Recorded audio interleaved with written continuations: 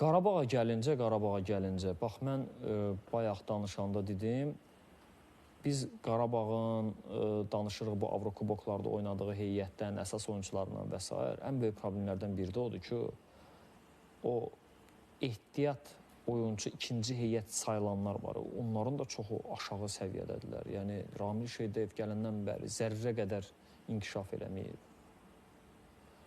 Və digər futbolçulara baxırsan ki, yəni adamlar çox yeknəsək, çox xaotik, çox istəksiz bir futbol nümayiş etdirirlər.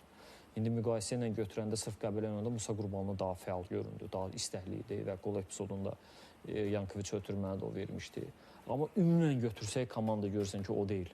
Yəni o deyil, bunun da əziyyətini çəkirlər. Heyət mən həmişə deyirəm, biz nə qədər desək də ki, Qarabağın 2 bərabər heyəti var, bu o qədər də elə deyil. Yəni Qarabağın da heyəti əgər Avrokuboklarda, əgər Çempionlar Liqası kimi mötəbər turnirdə yaxşı olmağı düşünürlərsə, bu heyət də güclənməlidir. Rəqabətə davamlı heyət deyil Qarabağda. Sən nədir?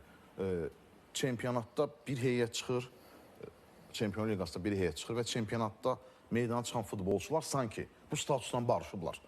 Rəqabət aparmaq istəmirsən. Dani Bolt artıq bilir ki, Mateus ondan güclüdür və Mateus oynayacaq. En azından meydana çıxdığı oyunlarda Mateus'la rəqabət aparmağı istəmir. Oyunu ilə Qurban Qurbanova bir ismarış mesaj vermir ki, bax, mən də oynaya bilərəm Mateus'un yerində. Və ya Kouakusu elə olsun, digərləri Şeydayevi ümumiyyətlə çərçivəyə düşə bilmir. Adam olan qalan keyfiyyətlərini də itirib.